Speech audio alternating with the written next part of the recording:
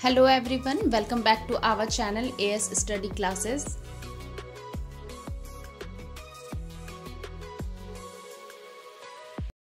अब हम करेंगे प्रेजेंट परफेक्ट कॉन्टिन्यूअस टेंस के बारे में। प्रेजेंट परफेक्ट कॉन्टिन्यूअस टेंस को पहचानेंगे कैसे? आप देख रहे हैं प्रेजेंट परफेक्ट, हमने प्रेजेंट परफेक्ट के बारे में पढ़ लिया है ना, कि प्रेजेंट परफेक्ट का क्या होता है, हेल्पिंग वर्ब हैज़ और हैव। उसी तरीके से कॉन्टिन्यूअस टेंस में हमने क्या पढ़ा कि helping verb is are am होता है और इसका जो वाक्य है वो अंत होता है रहा है, रही है, रहे हैं करके। तो इसमें हम वर्ब के साथ आईएनजी यूज़ करते हैं। तो प्रेजेंट परफेक्ट और कॉन्टिन्यूअस, तो परफेक्ट और कॉन्टिन्यूअस का मिक्सचर है ये प्रेजेंट परफेक्ट कॉन्टिन्यूअस, इसलिए इसका नाम है। तो इसे पहचानने का नियम है, इसके वाक्यों के क्रियाओं के अंत में कॉन्टिन्यूअस टेंस के वाक्यों की तरह रहा है, रही है, रहा हूँ, रहे हो आते हैं, लेकिन इसमें समय दिया होता है कि कार्य कब शुरू होगा। यानी कि प्रेजेंट परफेक्ट कॉन्टिन्यूअस टेंस को पहचानने का नियम है कि यह वाक्य जो है वो खत्म होता है रहा है, रही है करके, और इसमें समय भी होता है। ठीक है, इसका मतलब है प्रेजेंट परफेक्ट कॉन्टिन्यूअस टेंस में कोई कार्य लगातार हो ही रहा है जिसमें समय भी दिया होता है। तो ये प्रेजेंट परफेक्ट कॉन्टिन्यूअस टेंस है।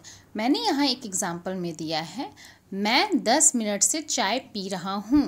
तो आप देख रहे हैं कि यहाँ पे वाक्य के अंत में रहा है, रही है। तो अब इसमें कंफ्यूज नहीं होना है कि कॉन्टिन्यूअस टेंस है या फिर प्रेजेंट परफेक्ट कॉन्टिन्यूअस टेंस है। रहा है, रही है तो ये प्रेजेंट कॉन्टिन्यूअस टेंस होगा इस तरीके से अगर हम देखें तो। लेकिन यहाँ पे मैंने समय भी दिया है कि मैं 10 मिनट से चाय पी रहा हूँ। तो 10 मिनट से मैं चाय पीने का कार्य कब से कर रहा हूँ? 10 मिनट से। तो इससे समझ में आ गया कि जिस सेंटेंस के लास्ट में रहा है, रही है होगा, साथ में समय भी होगा, तो वह प्रेजेंट परफेक्ट कॉन्टिन्यूअस टेंस होगा। तो अब चलिए अब हम देखते हैं कि इसे हम इंग्लिश में कैसे कन्वर्ट करेंगे। सब्जेक्ट प्लस हैज़ और हैव, जैसे कि आपको पता है प्रेजेंट परफेक्ट टेंस में हम क्या यूज़ करते हैं, हैज़ और हैव, लेकिन यहाँ पे प्रेजेंट परफेक्ट कॉन्टिन्यूअस टेंस में हैज़ और हैव के साथ हम बीन भी यूज़ करेंगे। सब्जेक्ट प्लस हैज़ और हैव प्लस बीन, जैसे has been, have been, plus verb one, यहाँ पे वर्ब का फर्स्ट फॉर्म होगा, उसी के साथ आईएनजी यूज़ होगा क्योंकि यहाँ कंटिन्यूसली काम हो रहा है। ठीक है, तो verb one plus ING plus object, sentence में ऑब्जेक्ट जो होगा वो वर्ब के बाद यूज़ करेंगे, देन हम उसके बाद सिंस और फोर का यूज़ करेंगे। ठीक है, सब्जेक्ट प्लस हैज़ और have plus been plus verb one plus ING plus object plus since और फोर। अब मैं इसे आपको इंग्लिश में कन्वर्ट करके दिखाती हूँ। तो यहाँ चाय पीने का काम कौन कर रहा है इस सेंटेंस में? मैं, आई। तो यहाँ सब्जेक्ट में हम आई लिखेंगे। उसके बाद अब बताइए कि हैज़ और हैव का यूज़ आई के साथ हैव, तो हम लिखेंगे आई हैव देन बीन। ठीक है, आई हैव बीन। अब यहाँ पे फ्रेंड्स ये देखिएगा कि पी रहा हूँ, तो पीना का इंग्लिश तो ड्रिंक होता है, लेकिन हम यहाँ टेक का यूज़ करेंगे। ठीक है, कि मैं चाय ले रहा हूँ। आई हैव बीन टेकिंग, क्यों? क्योंकि टेक के साथ आईएनजी भी लगाना है, वर्ब वन के साथ आईएनजी को भी लगाना है, तो इसलिए होगा I have been taking, I have been taking. उसके बाद ऑब्जेक्ट क्या है? क्या मैं पी रहा हूँ? चाय, तो tea. I have been taking tea. अब कब से पी रहा हूँ? 10 मिनट से, है ना।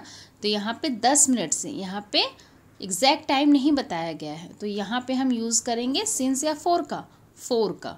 आई have been taking tea for 10 minutes.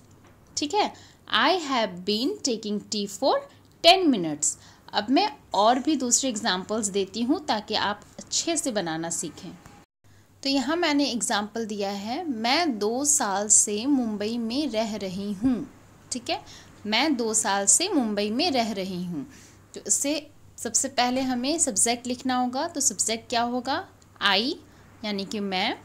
आई के साथ क्या यूज़ करेंगे, हैज़ और हैव, आई हैव, उसके बाद बीन, आई हैव बीन, रह रही हूँ, ठीक है, तो रहना का होगा लीव, उसके साथ हमें ING यूज़ करना है, living, I have been living, कहाँ रह रही हूँ, मुंबई में, इन मुंबई, ठीक है, I have been living in Mumbai, अब कितने दिनों से या कितने सालों से, 2 साल से, है ना, 2 साल से रह रही हूँ, तो होगा I have been living in Mumbai, यहाँ 4 का यूज़ होगा, ठीक है, क्योंकि यहाँ पे एग्जैक्ट नहीं बोला गया है कि कब से, यहाँ बस 2 साल बोला गया है, तो होगा 4 2 years, I have been living in Mumbai for 2 years।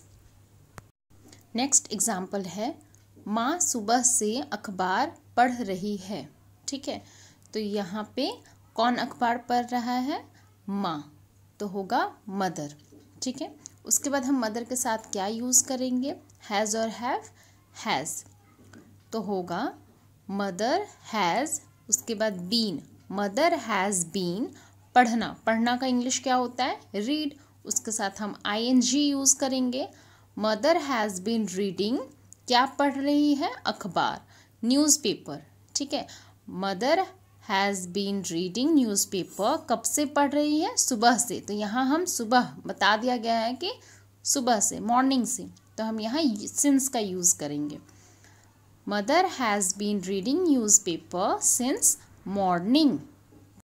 Next example है, धोबी सुबह से कपड़े धो रहा है, तो कौन कपड़े धो रहा है, धोबी, तो यहाँ पे सब्जेक्ट धोबी होगा, तो धोबी का इंग्लिश होगा वॉशरमैन, वॉशरमैन, उसके साथ क्या यूज़ होगा, हैज़, वॉशरमैन हैज़ बीन, फिर धोना का इंग्लिश वॉश के साथ हम ING लगाएंगे, washing, washerman has been washing, क्या धो रहा है, क्लोथ्स, तो हम लिखेंगे यहाँ पे clothes, washerman has been washing clothes, कब से धो रहा है, सुबह से, यहाँ बता दिया जा रहा है कि सुबह से वह काम कर रहा है, तो सिंस यहाँ यूज़ होगा, since morning, washerman has been washing clothes since morning.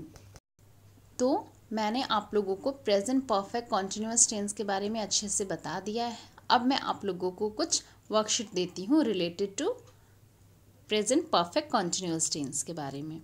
आप इसे खुद से घर पे करने की कोशिश कीजिएगा। अगर ये वीडियो आप लोगों को पसंद आया हो तो प्लीज़ इस वीडियो को लाइक और शेयर करें। मेरे चैनल को सब्सक्राइब ज़रूर करें ताकि जो भी मैं स्टडी रिलेटेड वीडियोस को अपलोड करूं वो आप तक पहुंच सके।